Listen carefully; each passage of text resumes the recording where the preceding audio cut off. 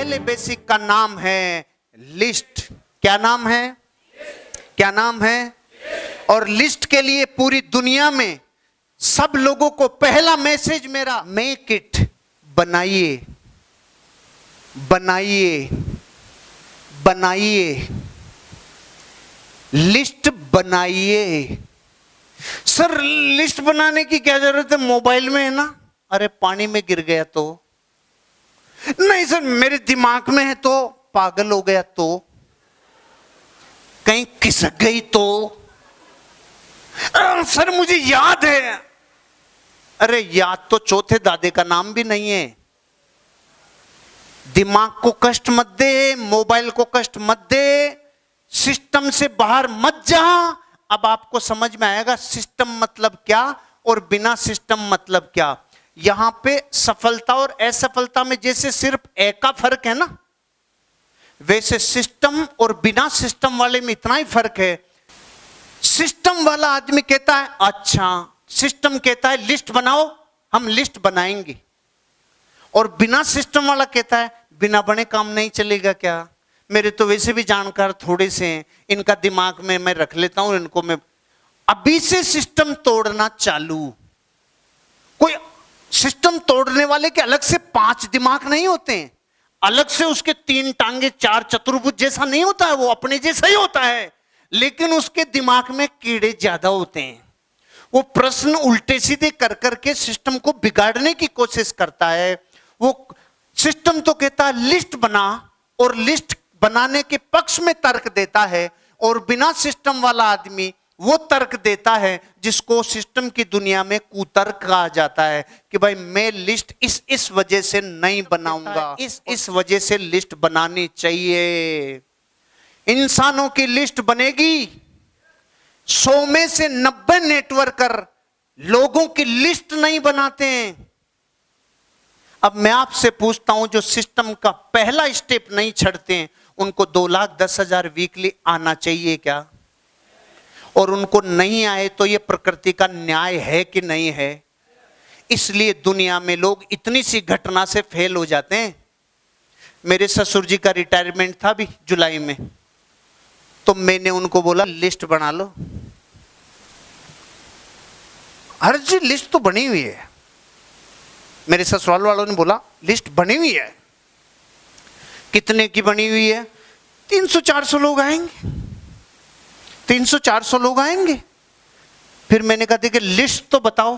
तो लिस्ट देखी तो जैसे वो छोटी चौपड़ पे बरगद के नीचे भिखारी अपनी वसीयत लेके बैठा रहता है ना, ऐसे जैसे चींटी को शाही में डुबो के कपड़े कागज पे छोड़ दिया। अब मैंने उनको तो समझाया नहीं, क्योंकि घर की मुर्गी दाल बराबर। मैं जिससे पैसे लेता हूं ना समझाने के, उसके तो सही समझ में आती है, और जिनके साथ रात दिन रहता हूं उनको समझ में नहीं आती है। 300-400 आएंगे। ओके, आए 700। कितने आए? ओ क्या फिर? अरे मामा क्या कर रहे हो? मैंने क्या कहा था? लिस्ट बना लो। मैंने बोला था ना लिस्ट बना लो। लेकिन अब कुतर्क करने वाला उसी के पक्ष में बोलता, वो क्या छुट्टी का दिन था सब आ गए, वो क्या फिर होटल का एड्रेस था सब आ गए। पहले पता नहीं था क्या? तुम्हें पता नहीं था तो जिसको पता है उससे सीख लो। लेकिन जिंदगी में जो सिस्टम को फॉलो नहीं करता वो तर्क भी वैसे ही देगा बिना सिस्टम वाले। लिस्ट नहीं बनाई उन्होंने। अब शादी आ रही है मेरे साले की, मैंने कहा लिस्ट बना लो। बनाएंगे जीजा जी, अब की बार बनाएंगे, अब की बार बनाएंगे। तो पहले ही बना लेते, पहले ही बना लेते। भारत का आदमी जब तक ठोकर नहीं खाता ना तब तक सुधरता ही नहीं है। हेलमेट भी कब लगाया? जब चालान 1,000 का कटा, नहीं तो यहां लटका के घूम रहा था 20 साल से। अब टांक लिया ना। भारत अकेला देश है जहां हेलमेट की वजह से चालान काटना पड़ता है। नहीं सब लोगों को पता है हेलमेट इसलिए लगाया जाता है भाई खोपड़ी नहीं फूटे, पर्सनल पत्नी विधवा नहीं हो, बच्चे अनाथ नहीं हो, इसलिए। और भारत के लोग क्यों लगाते हैं? भाई चालान नहीं कटना चाहिए इसलिए। अरे सिस्टम को फॉलो नहीं करने का तो हमारे डीएनए में घुस गया वायरस। इसलिए पहली बात आपको कह रहा हूं, लिस्ट बनाओ। तो जो सिस्टम वाला आदमी है वो सीधा चलता है, इसलिए तुरंत बना लेगा। और बिना सिस्टम वाला उसके पंप भर भर के बोलेंगे ना, तब चलो बनाता हूं, तो बेमन से बनाएगा। और 20 लोगों की बना के, लो सर हमारी लिस्ट। अरे इतनी सी लिस्ट, इतने ही करेंगे सर, इतने ही करेंगे, इतने ही करेंगे। वाह, तू नास्त्रे दमस का भी बाप बन गया, तुझे पूरे विश्व का पता चल गया कौन करेगा और कौन नहीं करेगा। हम लिख के दे देते हैं, तेरे इस 20 में से एक भी नहीं करेगा। हाँ मतलब, अरे और लोग कहां गए? इतने ही तो है। अरे तेरा ब्याह हो गया? हाँ हो गया। उसमें कितने लोग आए थे? कि 500। तो 480 फोकट में कौन जिम के चले गए? तू वो कहां गए? तेरे गए कहां वो 480? जिस जिसको जानता है सबकी बना के ला। अब की बार 1.5 होशियारी लगाता है, पहले तो बनाता ही नहीं था। अब की बार 1.5 होशियारी लगाएगा। कैसे लगाएगा? अब की बार नाम लिख के लाएगा 5000।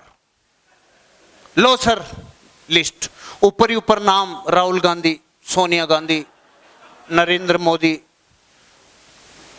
अमित शाह, राजनाथ सिंह, अमिताभ बच्चन, ऋतिक रोशन, कैटरीना, करीना। अरे ये कौन है? सर आपने ही तो बोला था जिस जिसको भी तू जानता है सबका लिख के ला। अरे खोपड़ी मत खा, दिमाग मत खराब करे, ये तुझे भी जानने चाहिए। ऐसो का लिख के ला। ये जानते हैं क्या तुझे? नहीं। इस बिजनेस में जो सीधा चले ना वो जल्दी कामयाब होता है, और जो टेढ़ा मेढ़ा होता है वो लेट पहुंचता है। इसीलिए तो कहते हैं भोले जल्दी कामयाब हो जाते हैं, ज्ञानी घिस घिस के जाते हैं।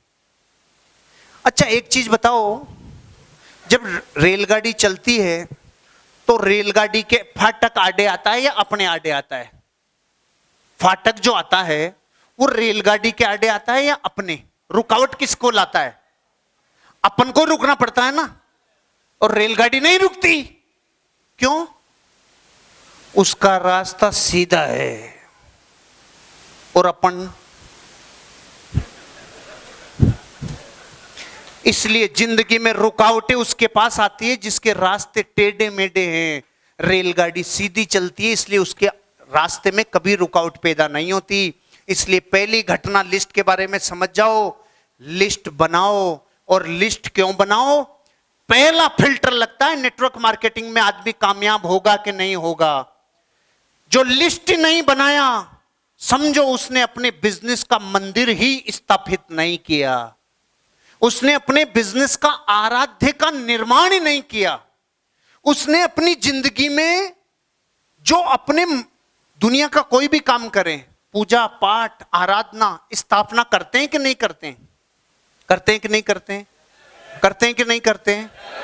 यही एक बिजनेस है जिसमें होश ही नहीं आता कि लिस्ट का रजिस्टर इतना अच्छा हो, इतनी क्वालिटी वाला हो कि वो आपके लिए गीता, बाइबल, कुरान से कम नहीं हो, क्योंकि वो आपके बिजनेस की स्थापना है। इसलिए सबसे पहले जिंदगी में लिस्ट को बनाओ। बनाएंगे?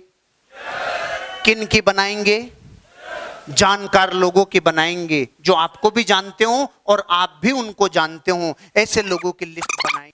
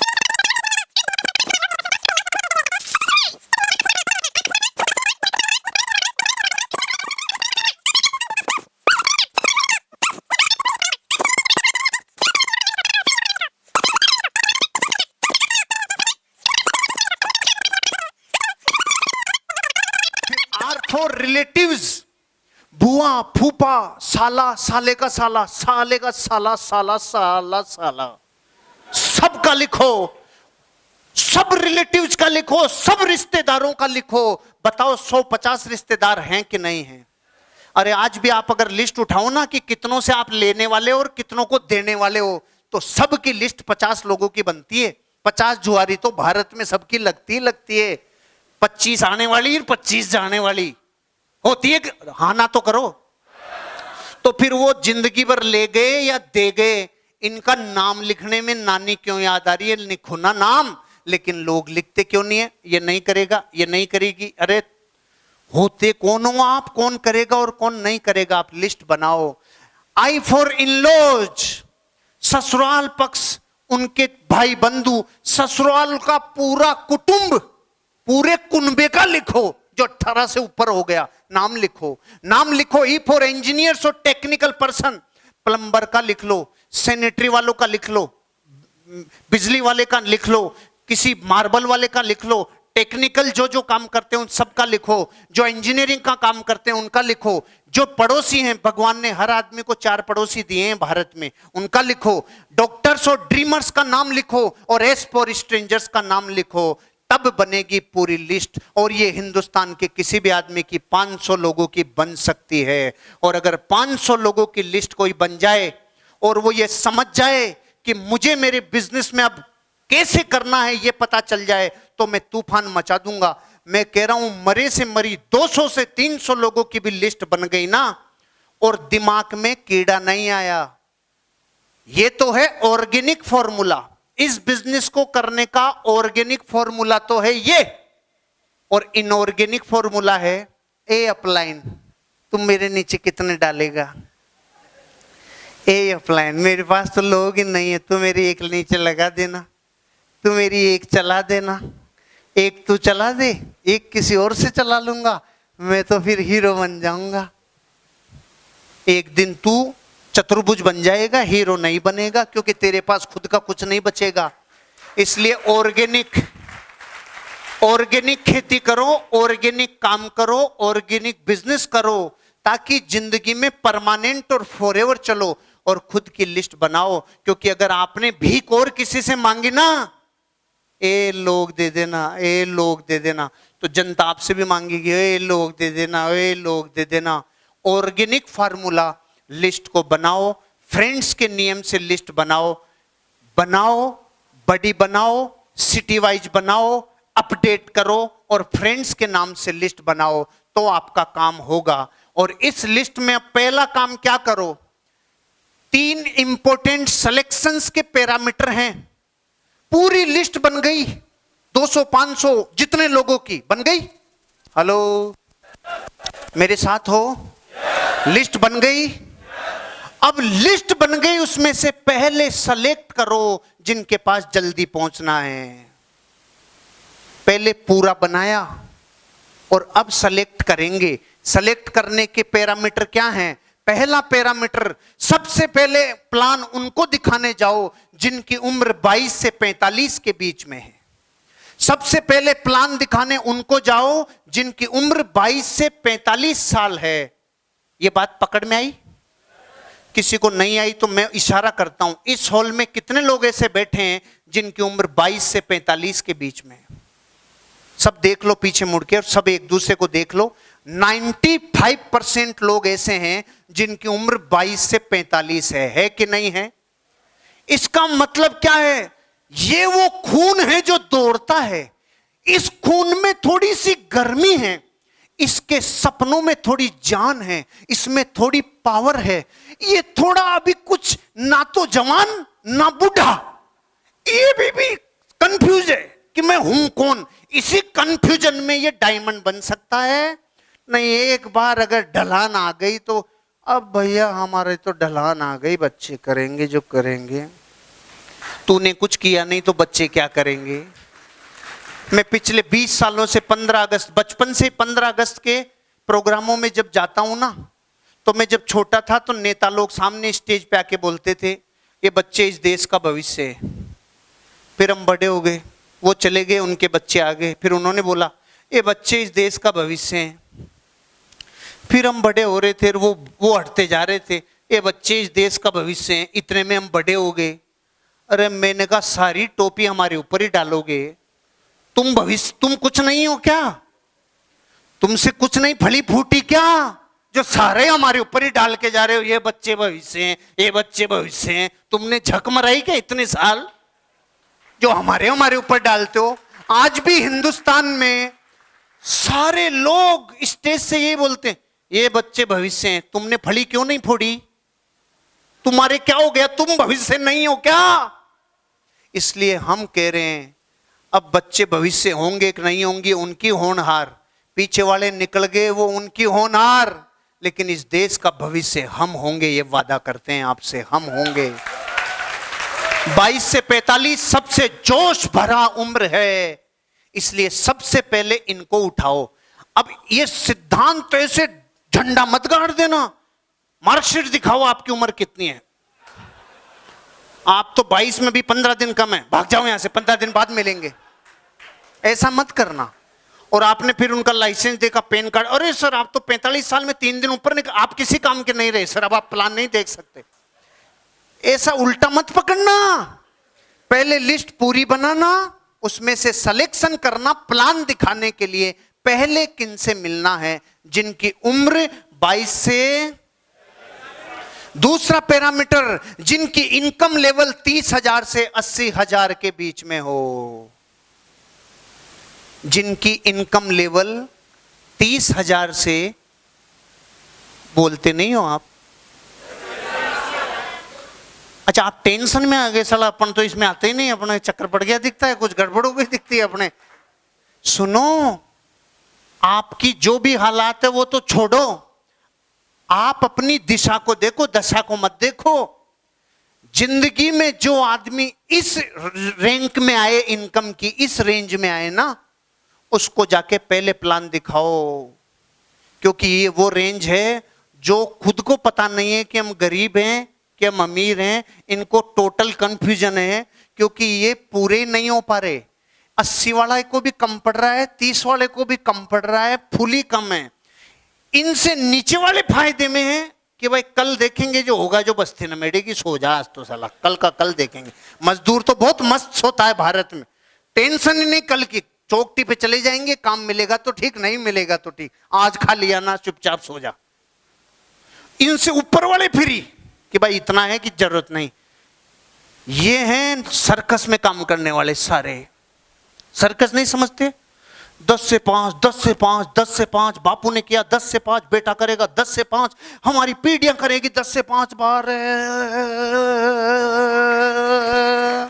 ये कंफ्यूज है फुल, ये कंफ्यूज है फुल का मतलब है यहां खिड़की खुली है, जंपिंग थ्रू द विंडो। ऐसे लोगों को पहले प्लान दिखाओ जिनकी इनकम 30,000 से 80,000 है। लेकिन भारत के आदमी का सिस्टम आउट करने का एक तरीका है, उसकी खुद से ऊपर वाले की तो चलती नहीं है, तो वो गर्दन पकड़ता है जाके नीचे वाला, कर रहे साले, करता नहीं है तू। उसका बस किस पे चलता है भाई? 9 का बस चलता है 8 पे, 8 का बस चलता है 7 पे, 7 का चलता है 6 पे, 6 का चलता है 5 पे। तो ये किधर जा रहे हैं? ये खड्डे में जा रहे हैं, ये गर्त में जा रहे हैं। ऊपर की तरफ चलो, अपने से ऊपर के स्टेटस की तरफ बढ़ोगे तो नेटवर्क उन्नति की तरफ जाएगा।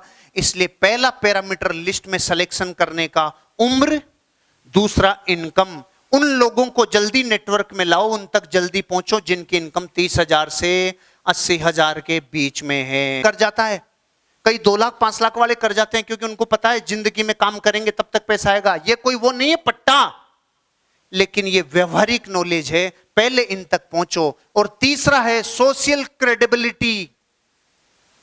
एक जिंदगी में सामाजिक जिम्मेदारी होती है, एक रिस्पेक्ट होता है इंसान का, वो उसे फॉलो करता है कि नहीं करता है। एक बार मेरे को मेरे डिस्ट्रीब्यूटर यूपी में प्लान दिखाने लेके गया, मैं उसको प्लान दिखा रहा था, वो सामने बैठा था और वो यूं यूं हिल रहा था। मैंने कहा भाई साहब क्या प्रॉब्लम हो रही है? उसने कहा रुको भाई साहब 1 मिनट। तो उसने बंदूक निकाल के यहां पे रख दी टेबल। मेरे को बाहर अरे ये क्या है, तू इतनी देर इसको इसी से? अरे सर हमारे सब रखते हैं तो सेफ्टी के लिए है सब। अरे तो मैंने कहा मुंह तो उधर कर, तू मेरी तरफ क्यों कर रहा है? मेरा प्लान उलान सब गायब हो गया। कैसे न कैसे मैंने प्लान दिखाया, फिर उससे पूछा रे ये कौन था? सर इसको जोड़ दो सर, पूरा यूपी जुड़ जाएगा।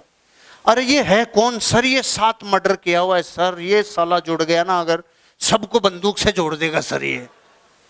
मैंने कहा कल मुए तू किसको जोड़ रहा है? जिस पे धाराएं 50 लगी है, तो स्टेज पे ऐसों को लाएगा तो वो धारा तेरी निकाल देंगे पूरी। ऐसे लोगों को बिजनेस में मत लाओ जो तुम्हारा बिजनेस का और सब चीजों का नाम खराब करे।